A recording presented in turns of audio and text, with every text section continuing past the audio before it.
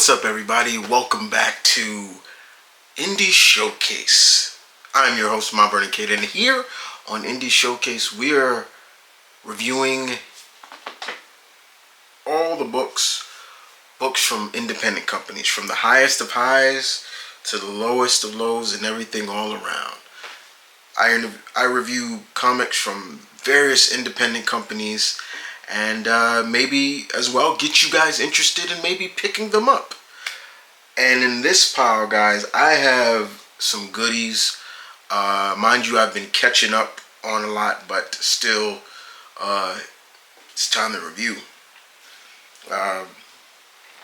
So I have comics from Omnipress, Mad Cave, Massive, Dynamite, and Image. So we're going to do this in alphabetical order. I just like doing it like that. And we're going to start off with Omnipress's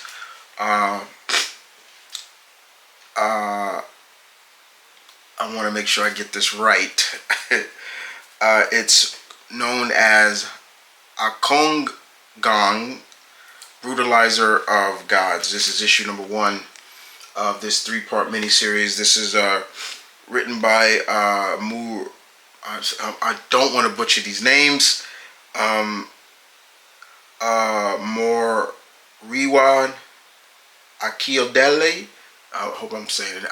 If I butchered it, sir, I apologize. D.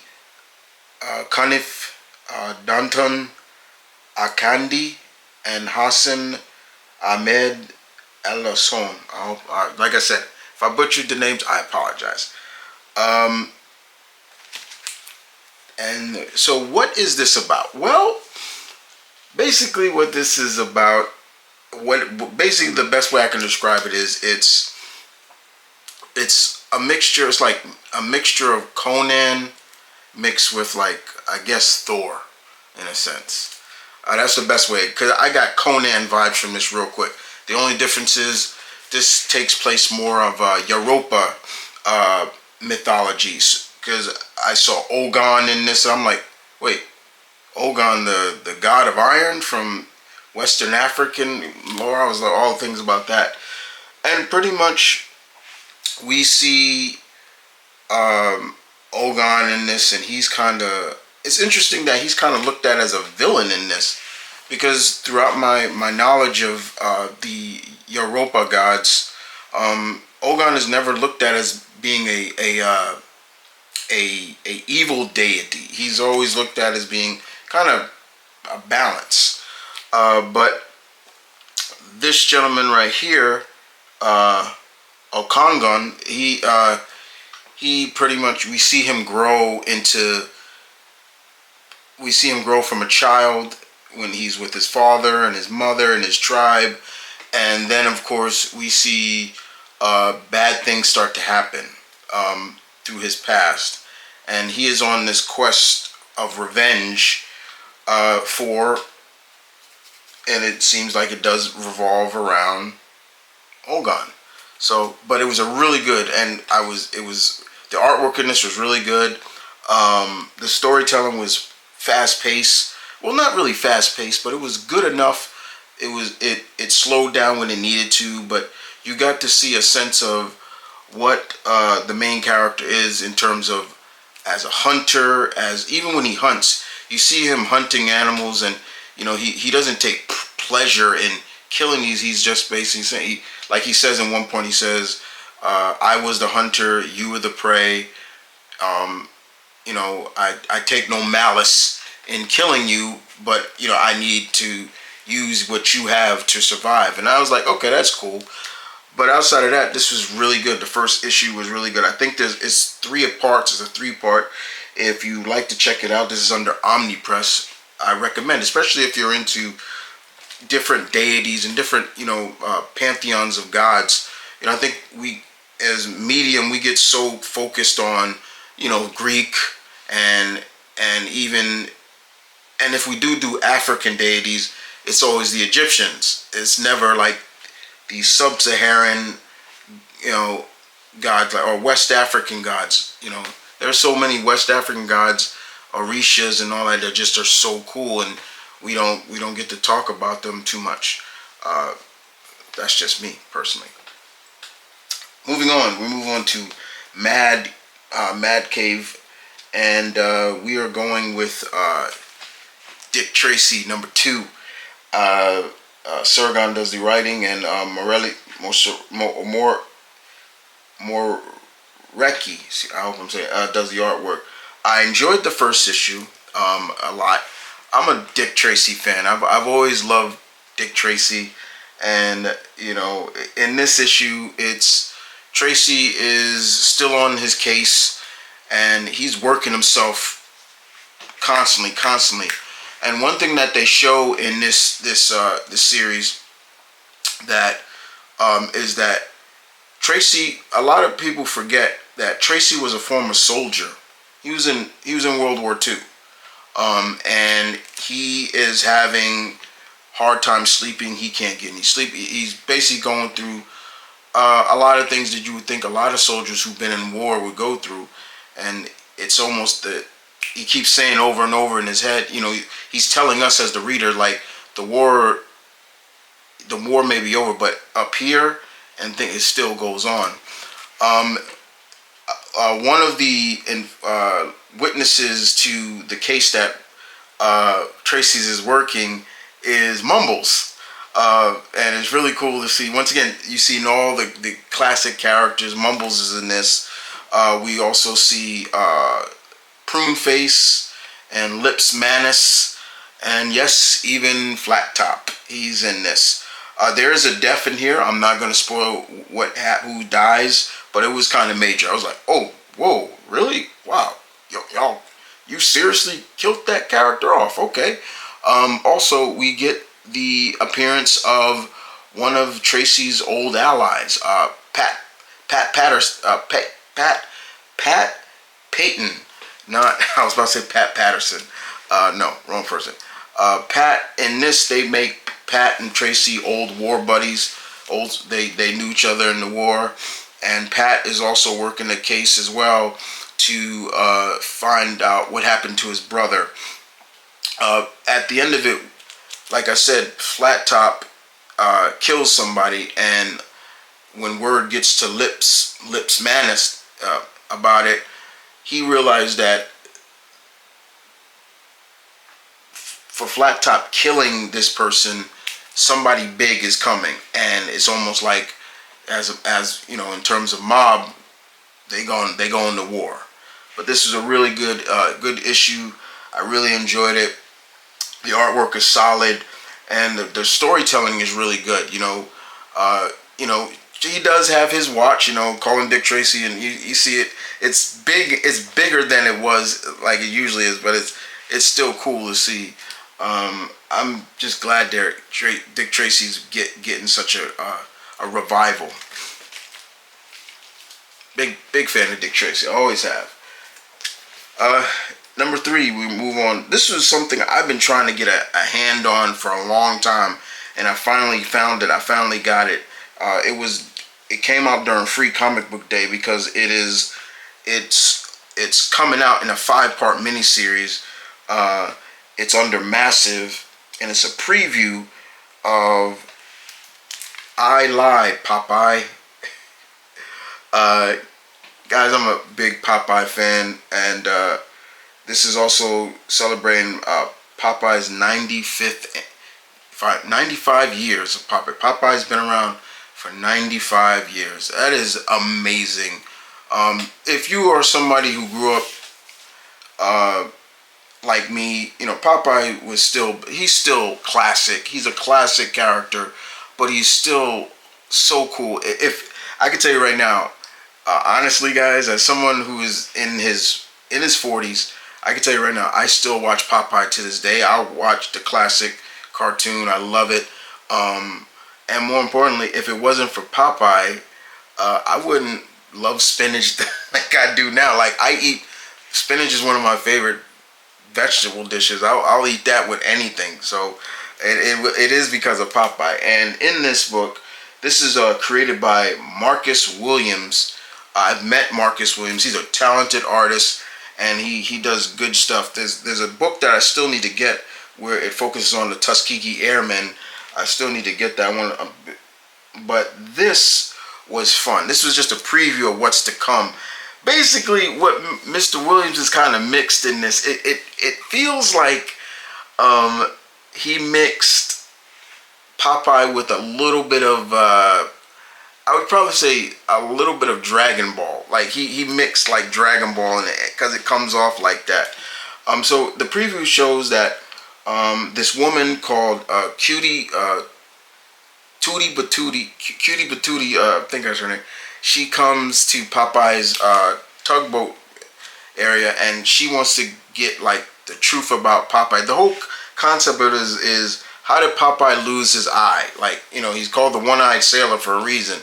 So, and they're telling all these stories of like how he may have lost it, and there's a twist and turn about it, and Bluto gets involved, of course, and you know the woman listening, Miss Patootie, she's like, she tells all of them to shut up. She's like, shut up.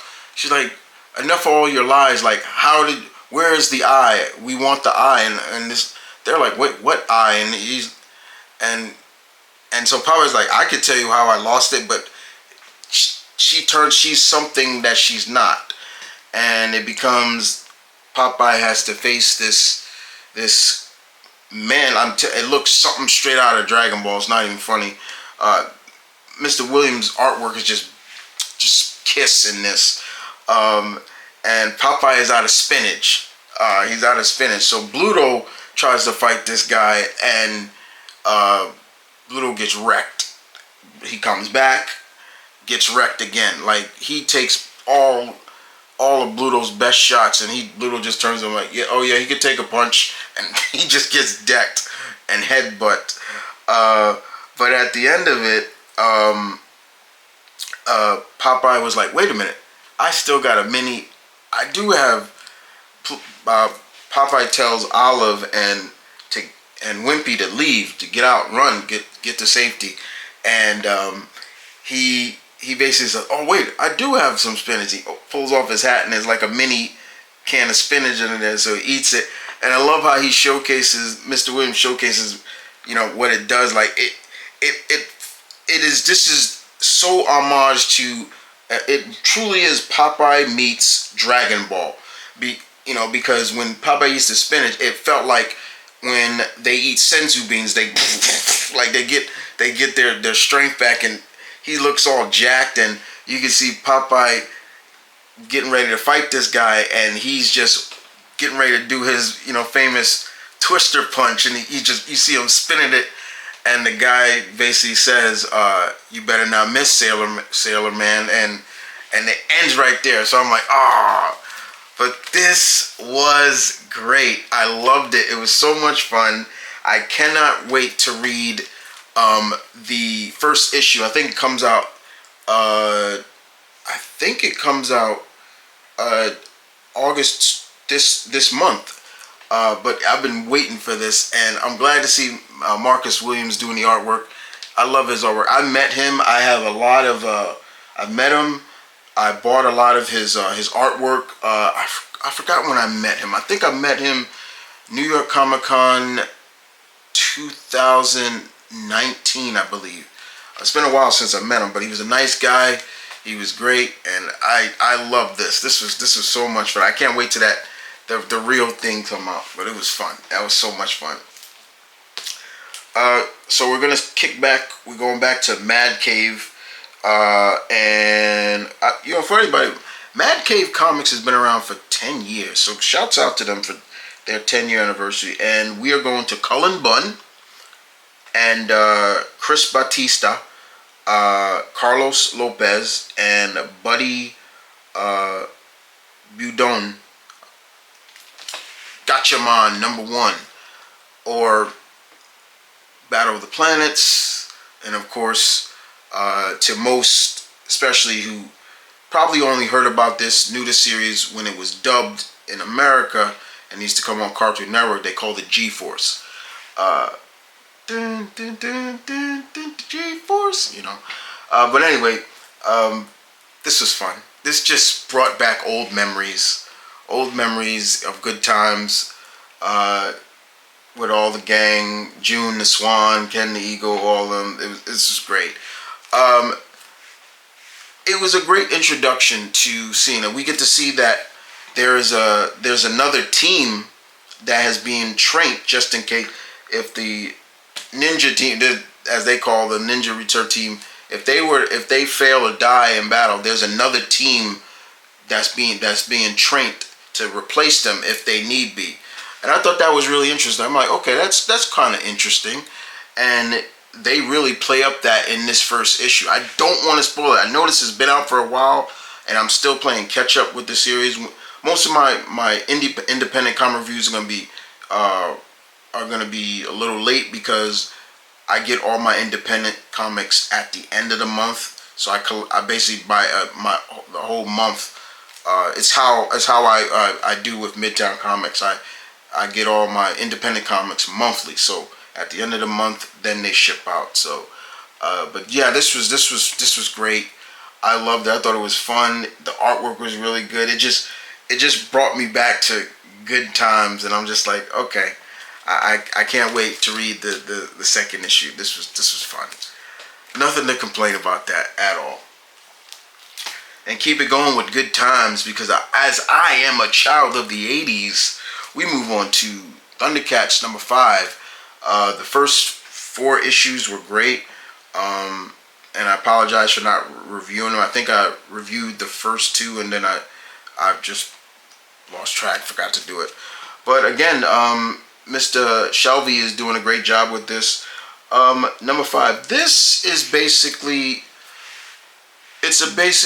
a one shot that focuses on Lino and Chitara. Lino feels like a failure. He feels like a failure. He feels like, none of the Thundercat nobles take him seriously, or respect him as much as he respects them. He's beating himself up, and all of a sudden, here comes Chitara, says, walk with me. We're going to go for a walk. Basically train. And Chitara basically takes him out a little bit out of the way, and she starts fighting him, training him. And, she's striking him easily. And, Lionel's like, what the heck are you doing? Like, you're not supposed to strike the Lord of the Thundercats. And she's like, well, right now, no one sees it. Like, and Lionel's telling her, I feel like a failure. I feel like this. I feel like that. He's like, just a couple of years ago, I was in the same school with Wily Kit and Wily Cat. I love that he brings that up. Like, I was their age and things like that we saw in the series as well. But here he's really beating himself up, and Chitara's giving him a pep talk and showing him like, look, you're gonna make mistakes because you're young. You're still developing. But even throughout your failures, your so-called failures, you'll learn from them. And so she's just teaching him. And all of a sudden, at one point, Lionel starts to, while they're sparring, Lionel starts to, pick up on, Chitara's movement. Now she's like, that's it, come on. And at one point, Lionel says, oh, would you shut up? And he just uppercuts her in the gut. He catches her, and she's just kind of laughing, and she's like, okay, that's great. And she almost does a Bruce Lee. She's like, how did it feel? Like, she's like, how did that feel? Like, and she's like, how did you do that? And Lionel's like, you held back. You let me do that. And she's like, hardly. She's like, you know how you did that? How did you do it? She asks him again. She said, I read your movements. And that's exactly what she meant. And it was really good to see that. This was just a one-on-one focus issue that focused on Lionel and Chitara. And in this, it really feels like Chitara is more like a big sister. It has like a big sister vibe. And I like that. It wasn't like, oh, Chitara's falling in love with him or something like that. None of that crap like they tried in. I'm not even gonna go there. But yeah, it was good. This was fun. I can't wait to read the give you the next issue, which is issue 6. I think that's the Thunder Tank. It finally shows up. Next up, we are still in Dynamite, and we are with Space Ghost number 3. David Puros and Jonathan Lyle's artwork. Oh my God, another one is just chef's kiss. This issue has Space Ghost, Jan and Jace, and Bleak. They are still on the road of trying to figure out the RoboCorp, what their means, what they want to do, because it's the evil corporation, as well as why did they kill, Jan and Jace's parents. But in this, we get the debut of another classic Space Ghost villain, Spider-Woman. Yes, but here they use her alternate name. Instead of Spider-Woman, they use they use the Widow. They don't use. She was also known as Spider-Woman, the Black Widow, but they just call her the Widow in this. And what she really is, she was hired by the RoboCorp to try to stop Space Ghost.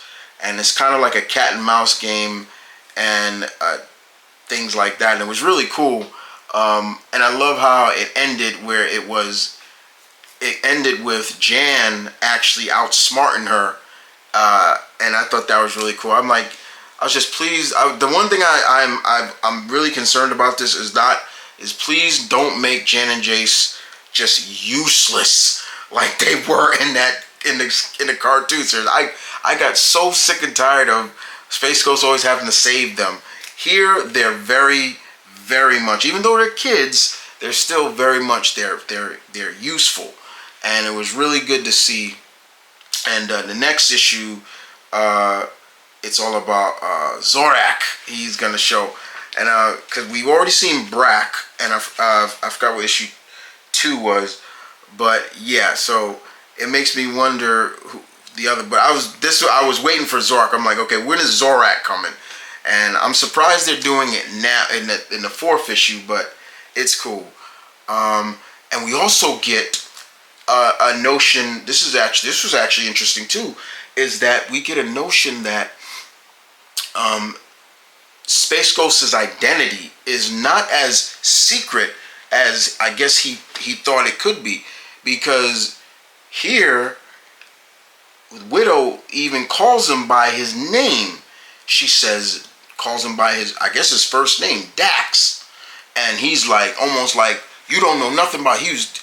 And she's like, your identity is not as secret as you think it is. And I was like, ooh. So that was another thing. I thought they were gonna maybe stick with the name that was his name that was used in when he was still with DC.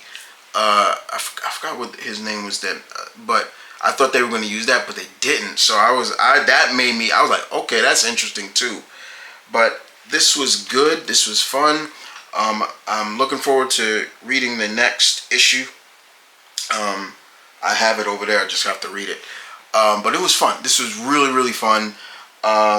Jonathan Lyle's artwork, like I said before, Jonathan Lyle's artwork is just chef's kiss. It's so good. It is usually Jonathan Lyle does more cover work, especially for Dynamite. He's been working for Dynamite for years, and he is great. And when they said he was gonna, I hope he stays on this book. I hope they don't get rid of him off this book. It just works so well, so damn well. Good. And we end this with Image Comics Transformers number 8. Daniel Warren Johnson just been killing it on this book. The first 7 issues were great. Shocking as well, but great. In this, first of all, I love that cover of RC. If you can see RC on the cover. And we get a glimpse of certain things. We see Spike in this, and oh man, I'm forgetting the girl's name. Damn it! But she's pissed off, and we get a background story. We see RC with Sentinel Prime, and oh my God, what they did to Sentinel Prime, and this was fucked up.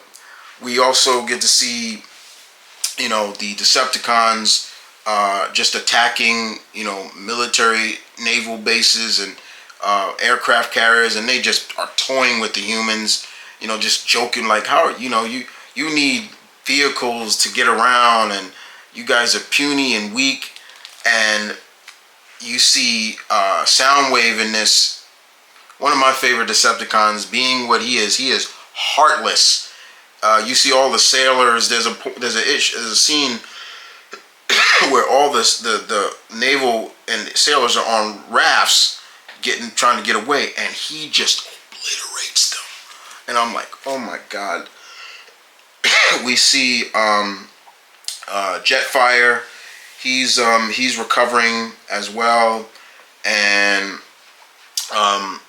RC takes, I'm forgetting the girl's name that's with Spike. I gotta look it up. Damn it! I had her name at one point because she was all pissed and, you know, talking. She would talk to Cliff Jumper like, you know, how come you don't kill the Decepticons? They killed Bumblebee. What is her name?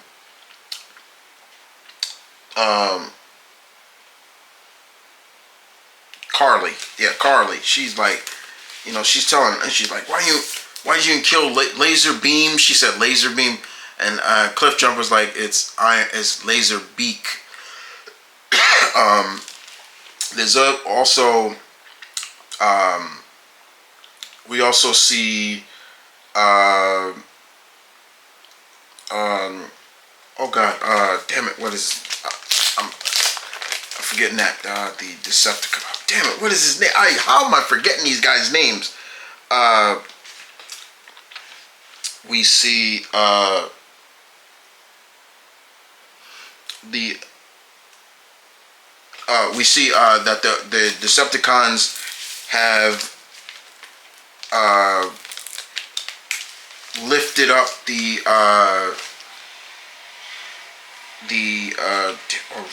why am I forgetting these names now? This is ridiculous. They lift up. They find the Nemesis, their ship that they used, but their, you know, energon is low. They're all running low on energon, and also Astro Train comes involved in this, and he is pissed. He's like, where is he? Where is he? I'm gonna kill him. And he's talking to Soundwave, and Soundwave is like, we don't know where Megatron is. And he's like, don't lie to me. Like, it seems like Astro Train wants to fuck up Megatron. And then even after that, we see somebody else. I'm not gonna spoil. I know it's been out for a while, but I'm not gonna spoil. But this has just been really good. Transformers has been good.